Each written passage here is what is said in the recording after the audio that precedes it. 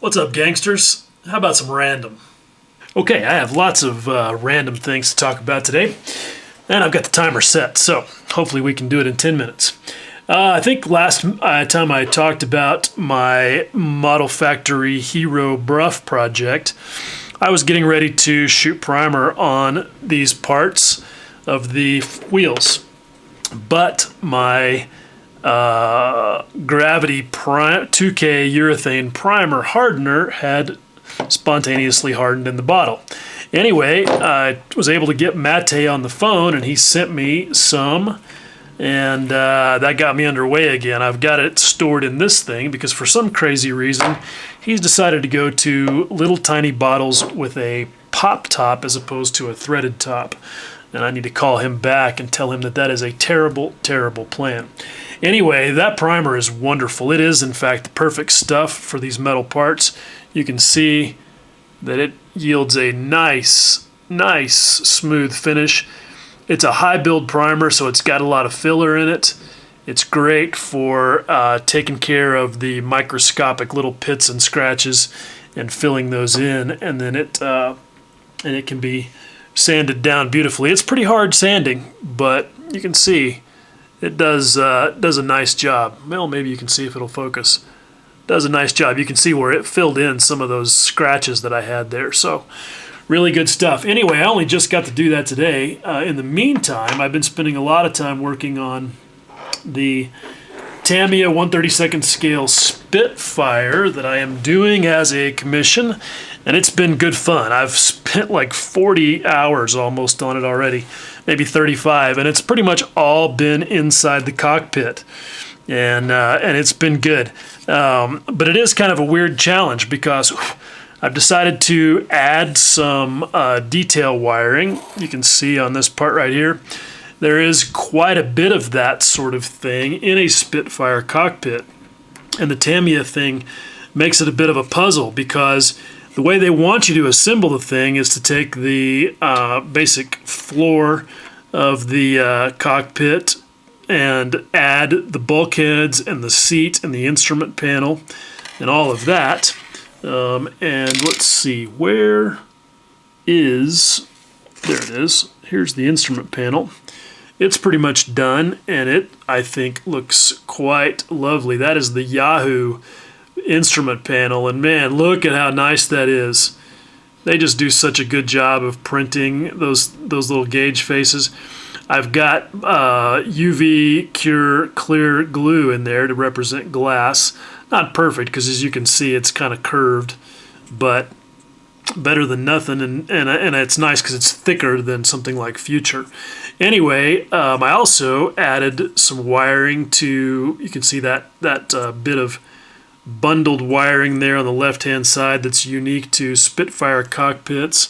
Anyway, I think all that looks pretty decent, but the point I was trying to make is what they want you to do is have all of this stuff put together, and I've been having lots of fun with the wonderful dry fit capability of Tamiya kits. I mean, it just makes stuff like this fun because you can basically dry fit an unlimited number of times, and it always works, except of course when you're on camera. Anyway, so look, this is all supposed to be together. The seat's supposed to be in there, and then they want you to add the sides of the cockpit and put all of it in there at once.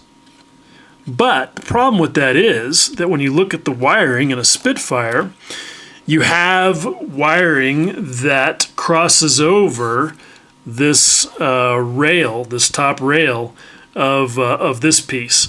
Like this wire coming from the back of that black box, whatever the heck it is, right there. So you can see I had to split it in two to create that illusion. Not a huge big deal, but it definitely makes it a bit of a puzzle. And it's much worse on the right-hand side of the cockpit, where all of the oxygen piping crosses and crisscrosses and so forth all over this thing right here. And winds around on the side of that side of the cockpit. So anyway, solving that puzzle's been kind of a fun challenge. I'm at a standstill because I decided that for this side of the cockpit, that with all the oxygen stuff being brass tubing, that I'm actually going to get some soft brass wire rather than paint it like I did on this piece right here with those three in that bundle. And I think I'm actually going to rip that out of there and replace those with some brass wire as well. I ordered 2 different sizes just so I could do that. But anyway, that's going to be plenty of good fun when that wire comes in and I can finish that up.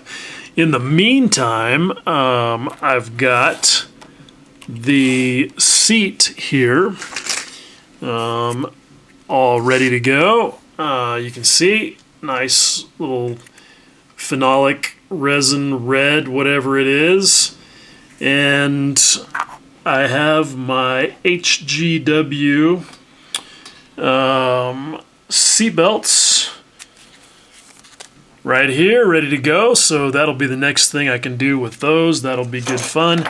And then I'm going to try something new on this kit, these HGW wet transfers, which are supposed to be a much better way to get all of the stencils down on this thing. So that should be good too. I'm excited to try those. Now, the last thing I think on the list of randoms is, well, let's see, what have I got here? Oh, I have something to try on my Grex airbrush that I've been testing out, and it's been pretty good. You can see it's plenty dirty. It's been getting used. As I've said, it comes with a 0.3 or 0.35, whatever, millimeter needle and nozzle set. And I'm liking this airbrush, but I'm finding that it has a tendency to just barf a lot of paint out very quickly.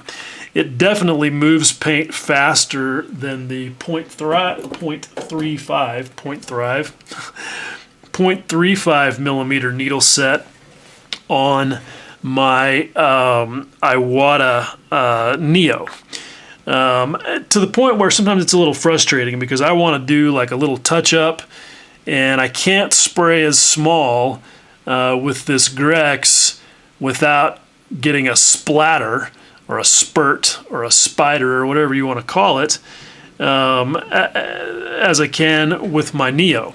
I feel like I can control the Neo when I'm spraying real small much better. So anyway, I decided to try the 0.2 millimeter needle and nozzle set and see how that works. And I actually did try it for about a day, and it worked really good. I was impressed. I don't think it's going to turn this into a Sotar, which has a 0.18 millimeter needle and nozzle set, but in fact it makes it behave more like the 0.35 in my Neo. And maybe I won't have to run such low pressures. I've been running like 5 to 10 psi less with this Grex than I do with my Neo. So anyway, I actually, even though Grex sent me the airbrush, I went out and bought the needle set, and I installed it and I used it for a day, and then I dropped the damn thing, and I didn't have the tailpiece on, as you can see here. And it landed on the floor exactly on the tail of the needle, hard enough to basically drive it through the nozzle. It split the brand new 0.2 millimeter nozzle that I had just paid $45 for a couple of days before, clean in half. So yeah, I was pissed. But Sean Middleton, the same guy who arranged to have the Grex sent to me in the first place, called up his buddies in California, and they forwarded me a replacement needle and nozzle as well as a few spares. So very appreciative of that, and I'm going to get that installed back in there and get back to work on it. Okay, I was going to talk about one other thing, which was this silliness that got brought up on SMCG this morning, which is this article about, yep, the scale effect of color and other considerations. But I don't have time because it is that is the end of the 10 minutes, and I will go off on that silliness because it is silly. So I'll just save that for the next 10 minutes of random video, or maybe I'll give the scale color silliness a video of its own. I can't even work my iPhone. Anyway, yep, there we are. 10 minutes and 9 seconds. So that's all. Adios.